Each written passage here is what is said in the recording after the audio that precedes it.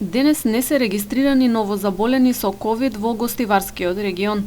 Сепак, меѓуопштинскиот кризен штаб го оцени периодот што следува како ризичен и со зголемена можност за ширење на вирусот поради изборниот процес.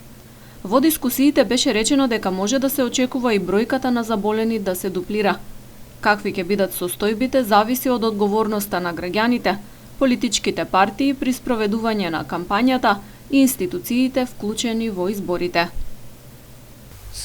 Под два, сега веќе кога сме во предизборна кампања и се знае датумот на избори, ни следи еден период кој што може да биде многу ризичен за граѓаните. Затоа и покрај тоа што мора и ќе се одржат изборите, би им препорачале сите институции кои што сме во кризниот штаб до граѓаните да внимаваат и да се придржуваат стриктно на препораките и протоколите за изборите и за кампањата.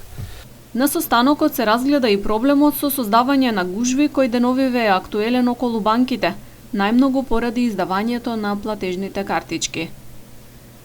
Последно време се забележува гужва пред банките, најверојатно поради картичките кои што стигаат од економскиот пакет на владата. Јас би им препорачал на граѓаните да внимаваат и да бидат внимателни при придржување на препораки од компетентните институции. Значи да ја одржуваат дистанцата пред институциите и да носат маски.